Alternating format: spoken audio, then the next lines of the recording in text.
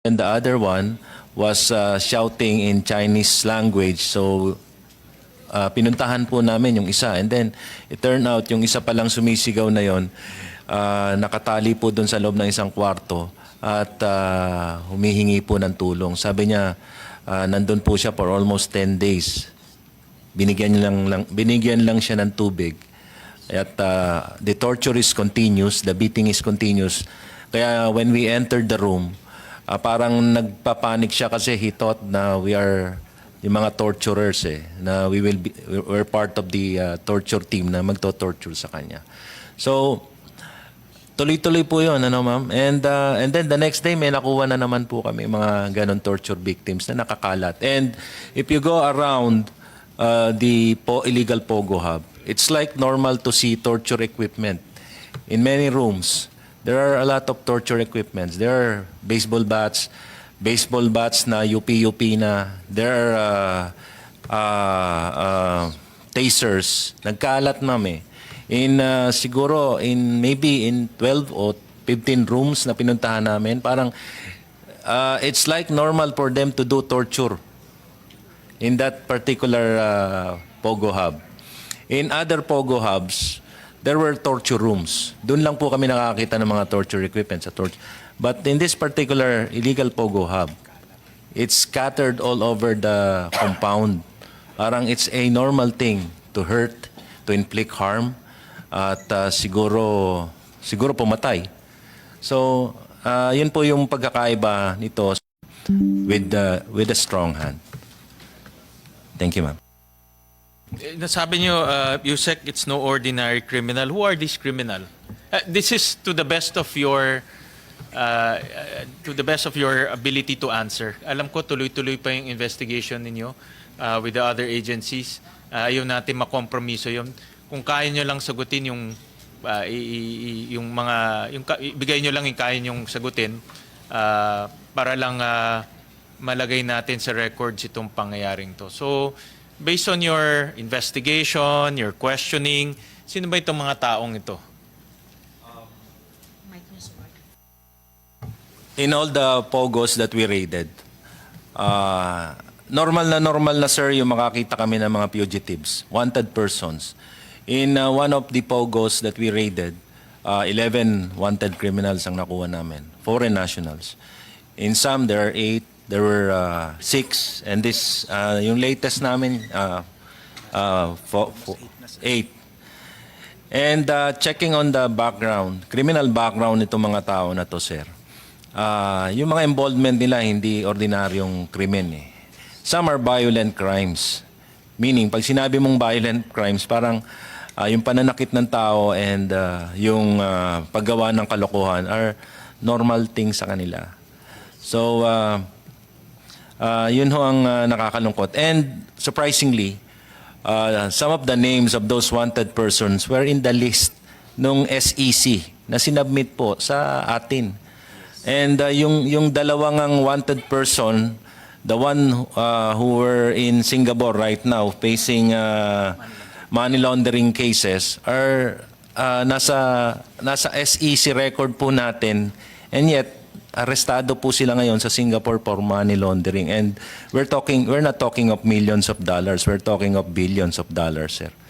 Money laundering. Yung dalawang pangalan na nakita po natin sa SEC record dito sa atin. Ano sila nakakapasok dito, Yusek? Itong mga criminal syndicates, itong mga, yung nasabi nyo, no? Yung organized crime.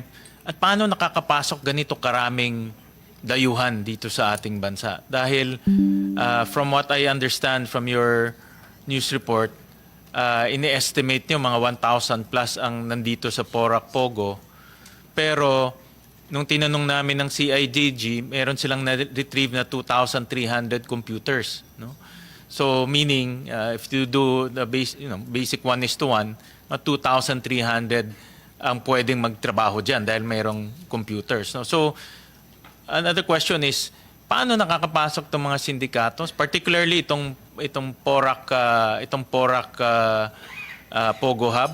And then pangalawa, in your one attempted to unsibu One attempted to leave Zamboanga last night, but he was intercepted because he was unable to present a passport. So all of them, so far, the bosses of this group have no valid passports already. No? With regards to your earlier question, sir, how do they manage to come into the Philippines? Yung isa po naming person of interest, we can't name him yet, has been in the country since 2005. And he has been a fugitive from China since 2005.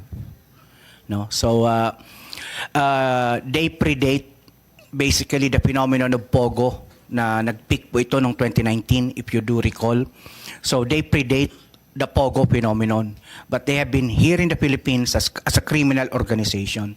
Tama po si Yusek Gilbert, they are not ordinary criminals. This is the only first time that members of the commission, of the secretariat, are getting death threats that are nerve-wracking and chilling.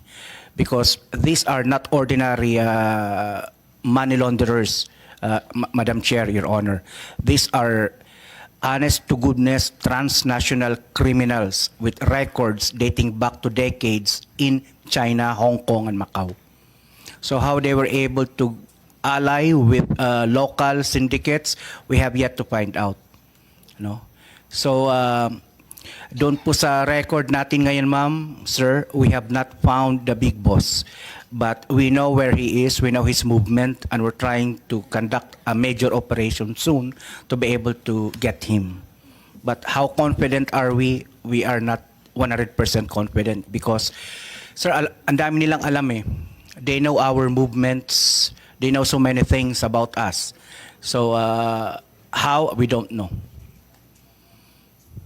So, ang person of interest natin para dito sa Porac is 14.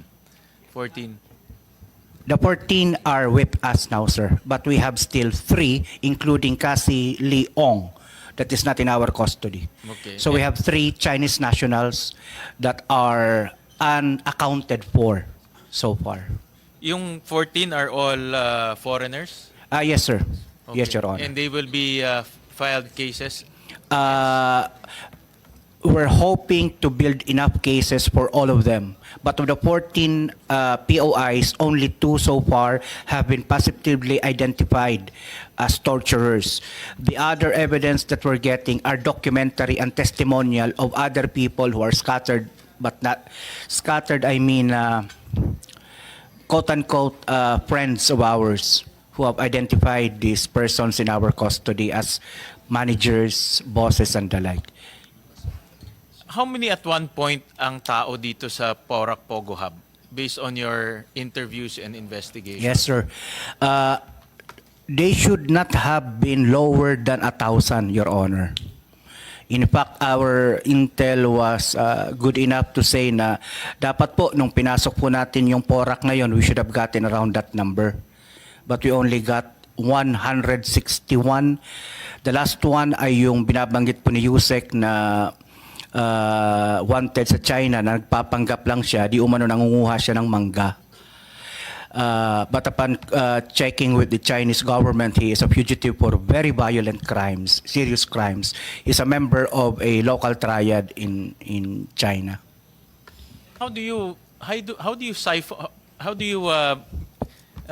Paano mo ipapasok ang 1,000 na tao? I'm trying to imagine 1,000 to, hindi naman to 100. No, you're talking about ang daming pumapasok. Ano yung naging paraan nila para makapasok dito? Malaya silang nakakaikot, pupunta sa Porac, punta sa Bamban.